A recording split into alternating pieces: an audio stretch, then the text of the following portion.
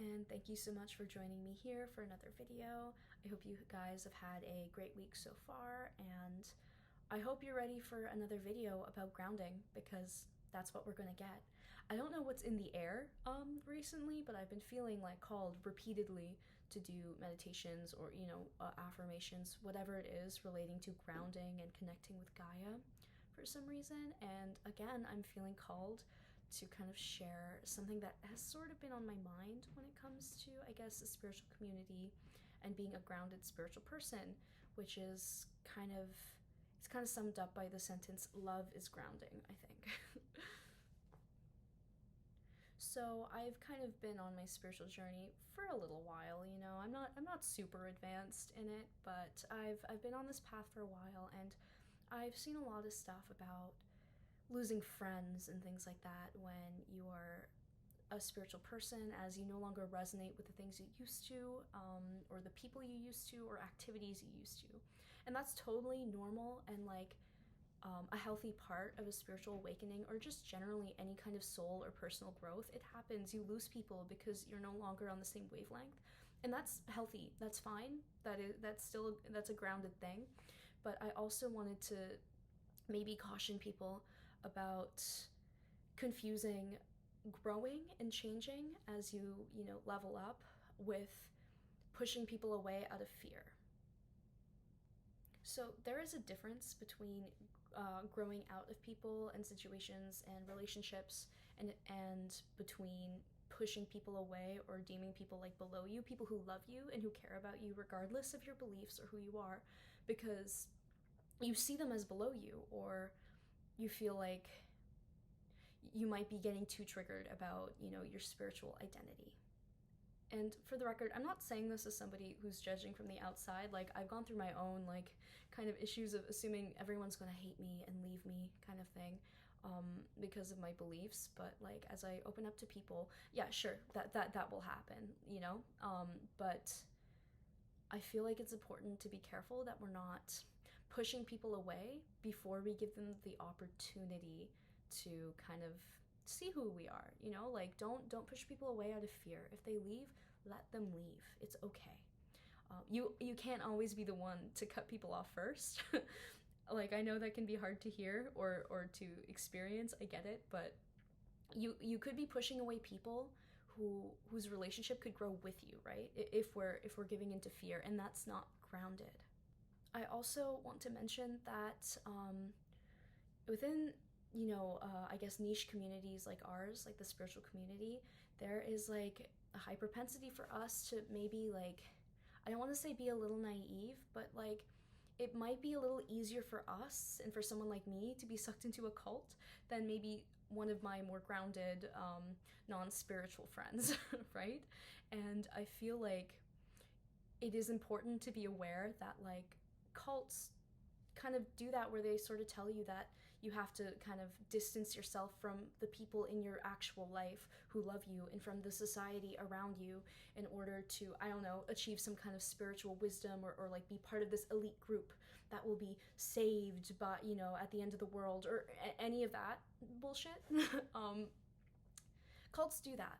And I want us to be aware that that is not grounded. That is a fear frequency. It's also a frequency of judgment, where you're judging people around you for not having the same beliefs, and then pushing them away is not a grounded way of leveling up your spirituality. I'm concerned that sometimes a lot of healthy spiritual practices or experiences might be misconstrued in this way. So I thought it would be important to kind of share that.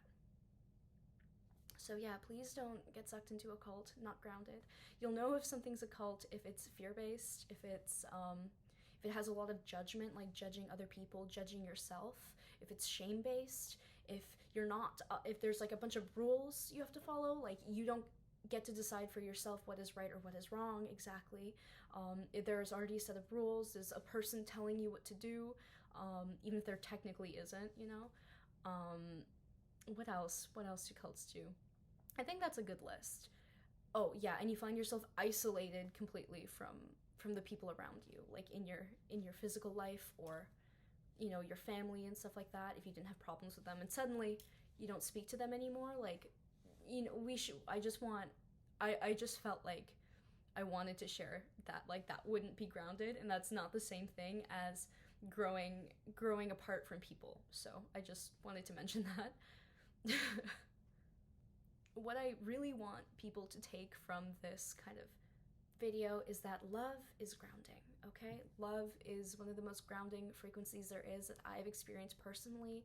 When I was getting anxious, I had that wisdom kind of like downloaded when I tried to meditate to like find the core of my anxiety and to like deal with it. And the message I got was that love is grounding. I just started thinking about literally like my friends and the connections I have to people and that I have had, and it kind of like melted away my anxiety. You know, that might not work for you or for everyone, but I think the message still kind of hits for most people, that you don't have to do healing in isolation. I don't actually think that's healthy or grounded either. If you have to do everything alone and completely distance from society, I think that's kind of bullshit. Like, I think you're meant to heal with the community. You're meant to find your people if you don't have them already. And the ones who are in your life and are like good to you in your life and see you, heal with them. That love is grounding. That love can help you if you're going on a path of like spiritual psychosis, which is like a thing, I believe. It really helps to kind of like ground you. If your friend's like, whoa, whoa, whoa, whoa, I actually don't think you should do XYZ thing, not because I hate you, not because I'm judging you, but because this sounds a lot like what cults do, and I'm worried about you. Even if this friend is wrong, I think it's still important to like listen, think about it, consider, you know, like be like, is this what cults do? Does this have a fear frequency, a shame frequency? Is it like controlling my thoughts and opinions subtly? Like, is my friend usually right about these things? Love is grounding, and the people you love can really help you if you're about to like kind of get into an ungrounded space. Another really important thing about spiritual, like being a grounded spiritual person, is obviously to have your grounding practices. Like, if you don't meditate, like, that's okay, it's not for everybody, but like get into nature and like sit with the earth and like imagine grounding down with her. Imagine, like, I have some videos on this channel if you would need like a guide for that, but otherwise you can just kind of imagine yourself connecting to her crystal core, and just sitting with her and just being still and being present as much as you can. Is also really, really important. Working on the root chakra is really, really, really important. So that's just some things I wanted to talk about today. So thank you so much for joining me here. I hope this is helpful to you or interesting to you. Yeah, I really appreciate you being on my channel and watching my videos. I hope they're supportive to your journey. And let me know in the comments if there's anything specifically you'd like to see. And let me know what you thought of the video. So thank you so much, and I will see you next week.